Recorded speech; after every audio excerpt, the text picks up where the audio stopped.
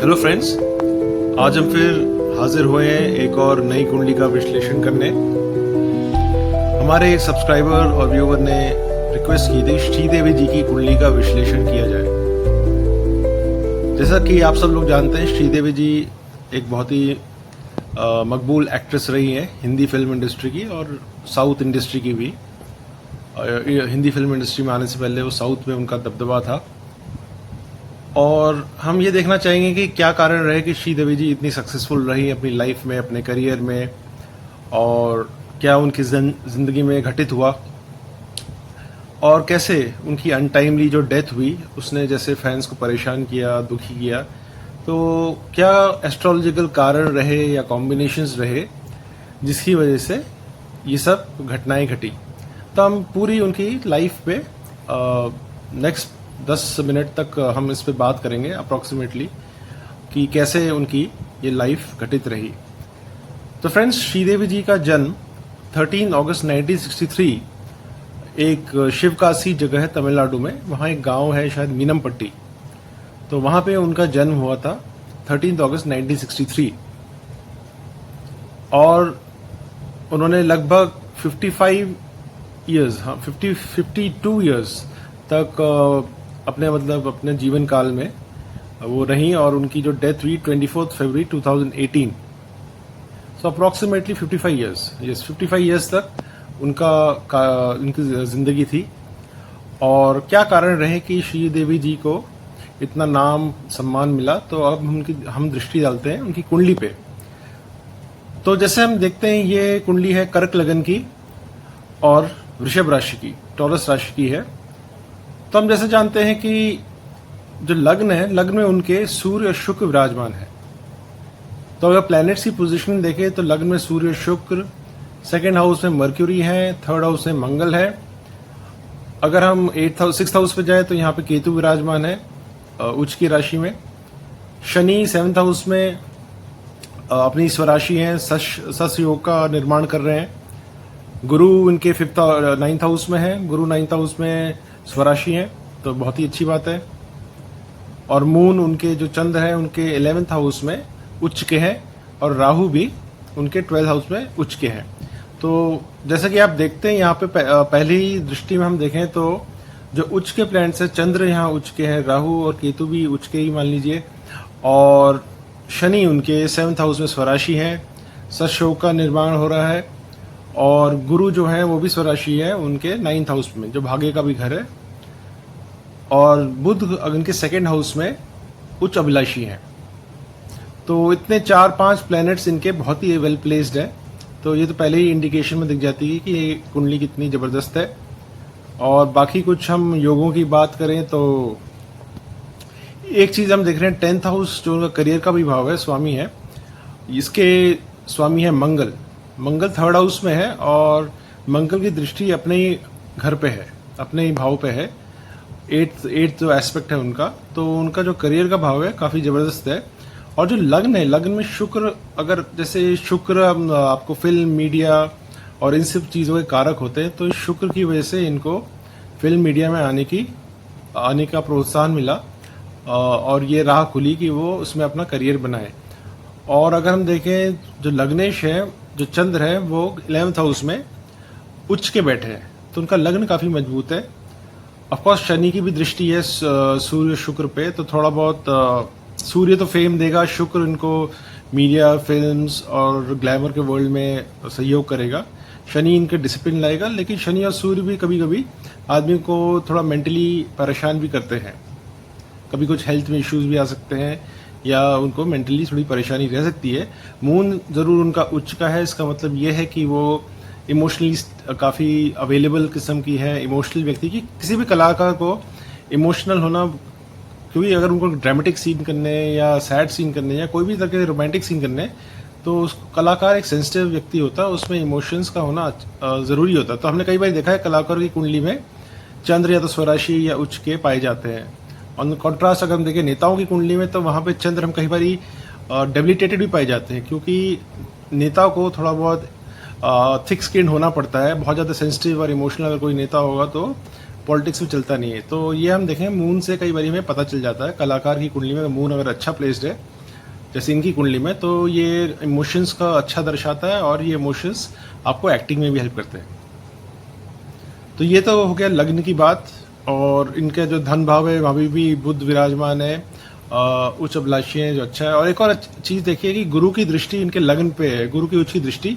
तो जब भी गुरु की दृष्टि लग्न पे होगी तो बहुत अच्छा व्यक्ति का बहुत ही प्रतिभावान होगा, उसकी पर्सनैलिटी बहुत अच्छी होगी। तो यही चीज़ हमने श्रीदेवी जी की में देखा कि उनकी जो पर्सनैलिटी थी और जो प्रतिभा थी वो एक अलग ही लेवल की थी, उनका व्यक्तित्व काफ़ी अच्छा था। अगर हम बाकी भावों पे दृष्टि डालें तो अगेन उनका जो 4th हाउस है वहाँ के स्वामी शुक्र लग्न में बैठे हैं, तो जो सुख सुविधा, भूमि, वाहन, मकान और ये सब जनता का भी भाव है, तो इसके स्वामी शुक्र लग्न में जाके एक अच्छा राजयोग का निर्माण कर रहे हैं। तो उनको सुख सुविधा में कभी कोई कमी ऐसी नहीं देखी। और अगर 4th हाउस में एक और चीज़ है कि शनि की उच्च दृष्टि पड़ रही है, तो उनको लैंड, प्रॉपर्टी, ये सब चीज़ें इनकी रही होगी। तो 4th हाउस उनका ज़बरदस्त है, जनता के बीच में उनकी पकड़ ज़बरदस्त थी, तो ये भी 4th हाउस से देखा जा सकता है। अगर 6th हाउस पे दृष्टि डालें तो यहाँ पे हम देखते हैं कि मंगल की चौथी दृष्टि, ये थोड़ा कष्ट डिनोट करती है। मंगल केतु गुरु जरूर भाग्य में से इनको थोड़ा रिलीफ जरूर मिल जाता होगा, लेकिन फिर भी थोड़े बहुत कष्ट इनको कोई एक्सीडेंट्स या कुछ इस टाइप की चीज़ें भी देखी जा सकती है। तो और मतलब कुछ बीमारियां इस टाइप की हो सकती है, जैसे इनका ब्लड प्रेशर से रिलेटेड, कि मंगल ब्लड के कारक है। और केतु का भी ब्लड प्रेशर थोड़ा लो भी कर देते हैं, मंगल केतु की युति 6th हाउस में। और अगर हम बाकी भावों की बात करें तो शनि इनके 7th हाउस में विराजमान है। शनि एक सशयोग का निर्माण कर रहे हैं, जो वैसे तो अच्छा माना जाएगा, लेकिन शनि इनके 7th हाउस में और बाकी किसी ग्रह की इतनी नेगेटिव दृष्टि एटलीस्ट इन द लग्न कुंडली नहीं दिख रही है। नवमांश में थोड़ी प्रॉब्लम जरूर दिख रही है। तो शनि का 7th हाउस में होना थोड़ा हो सकता है कि रिलेशनशिप या मैरिज में थोड़ी डिले को डिनोट करता है। उनकी शादी थोड़ी लेट हुई मेरे ख्याल से 1996 में, जब वो होंगी अप्रॉक्सीमेटली 33 साल की। हाँ, तो उनकी 2 जून 1996 में मैरिज हुई बोनी कपूर साहब से। तो शनि का यहाँ पे डिले दिखाता है मैरिज में। और बाकी भाव में अगर हम उनके भाग्य भाव में दृष्टि डालें, जो उनके अच्छा भाव है, मंगल की दृष्टि और गुरु का स्वराशि होना इनका भाग्य को जबरदस्त ऊंचाइयों तक ले जाता है। इनका भाग्य बहुत मजबूत है। और गुरु का यहाँ प्रेजेंट होना ये भी दिखाता है कि इनको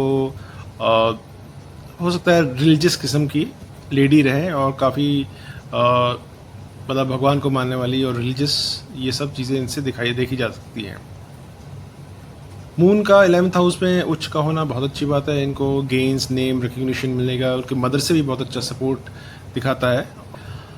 तो और राहु भी उनके 12th हाउस में उच्च के बैठे हैं, तो ये दिखाता है कि उनको फॉरेन कंट्री जाने का बहुत शौक रहा होगा और वहाँ से इनको भी काफ़ी शोज़ वगैरह करती थी, तो उससे भी इनको अच्छी इनकम को जनरेशन और फॉरेन में इनका इंटरेस्ट भी दिखाता है। तो बहरहाल हमने देखा कि 4-5 ग्रह बहुत इनके ज़बरदस्त हैं। लेकिन अगर हम इनकी दशाओं की बात करें, किस दशा ने इनको क्या रिजल्ट्स दिए, तो देखिए सूर्य की दशा में ये इनका जन्म हुआ महादशा में, और 1963 में उसमें सूर्य की महादशा चल रही थी। और सूर्य की महादशा में अब 4 साल की उम्र में उन्होंने काम शुरू किया। अगर हम उनकी काम की बात करें तो उन्होंने 1967 में 4 साल की उम्र में पहले उन्होंने तमिल फिल्म कंदन करुणाई में काम करना शुरू किया, और बाकी उन्होंने साउथ इंडियन लैंग्वेजेस की जो फिल्म थी, तेलुगु, मलयालम, कन्नड़, तमिल, इन सब में अपना काम किया। तो इनकी 4 साल की उम्र से इनका काम शुरू हो गया। तो मतलब 51 ईयर्स इन्होंने काम किया फिल्म इंडस्ट्री में। बीच में थोड़ा ब्रेक भी आया था, लेकिन ओवरऑल 51 ईयर्स तक काम किया उन्होंने। और फिर 1976 और 1972 में हिंदी फिल्म में चाइल्ड आर्टिस्ट का रोल और फर्स्ट लीड रोल 1976 में इन्होंने शुरू कर दिया। 1976 में साउथ में लीड रोल और हिंदी फिल्म में लीड रोल 1979 में। तो ये इनके लैंडमार्क ईयर्स कह सकते हैं, 1976 से 79।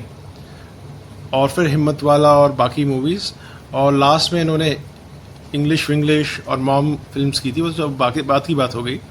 और बीच में भी इन्होंने थोड़ी फिल्म्स में पार्ट किया, चालबाज, लाडला, जुदाई, ये 1989 से 1997। तो अगर हम देखें तो इनका 1997-99 तक इनका शादी तक काफ़ी अच्छा इनका करियर रहा। उसके बाद वो आई थिंक मैरिज में सेटल हो गई, फिर हमने बच्चों को देखना शुरू किया। तो सूर्य की जो महादशा थी, इसमें जब 4 साल की थी तब हमने शुरू किया काम करना। तो सूर्य इनका व्यक्तित्व, सूर्य इनके लग्न में मौजूद है, तो उनके व्यक्तित्व को निखारा। तो 4 साल की उम्र में सूर्य की महादशा में इनके व्यक्तित्व में निखार आना शुरू हुआ, पर्सनैलिटी डेवलपमेंट की शुरू हुई।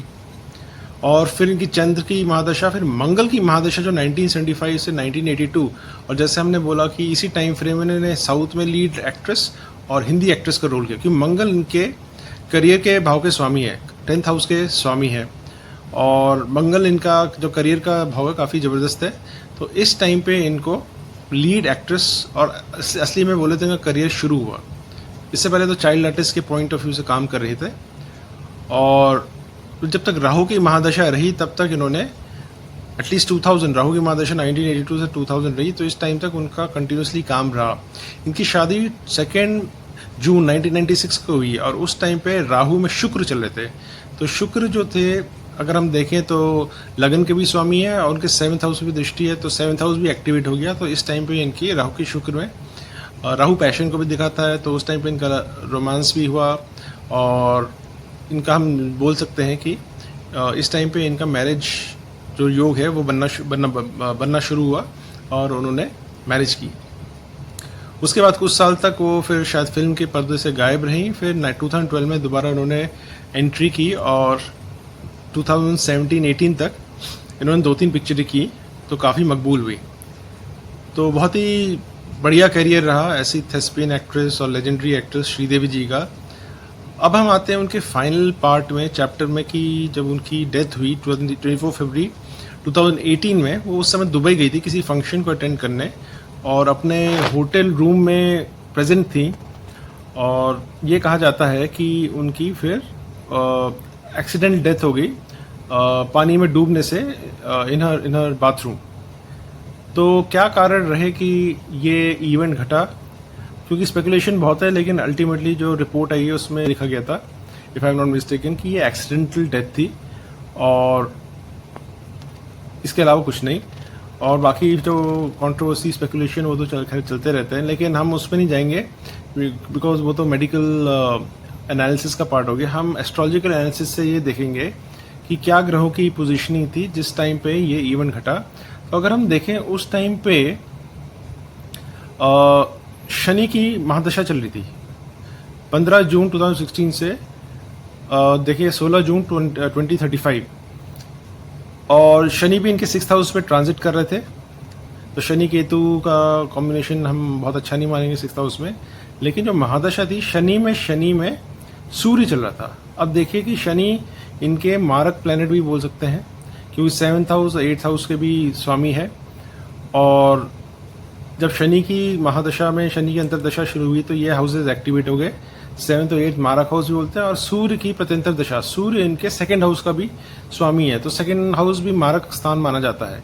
तो 2nd, 7th और 8th तीनों हाउसेज एक्टिवेट हो गए थे उस टाइम पे, और जिस वजह से जो उनके लिए काफ़ी वो टाइम पीरियड बहुत ख़राब था जिस टाइम पे ये सब हुआ। और शनि की भी ट्रांजिट चल रही थी इनके 6th हाउस में, जो रोग ऋण शत्रु का भी हाउस है। तो उस टाइम पे ये जो दुखद एक्सीडेंट हुआ या जो भी इंसिडेंट हुआ, ये इस वजह से हुआ कि इनकी उस टाइम पे दशा, महादशा और ट्रांजिट, प्लेनेटरी ट्रांजिट ठीक नहीं चल रहे थे। तो किसी भी एक चीज़ से हम नहीं कह सकते, कई चीज़ें देखनी पड़ती है, तो ये कारण हमें ज़्यादा नज़र आते हैं। और मंगल केतु भी 6th हाउस में थोड़ा एक्सीडेंट का योग भी दिखाता है।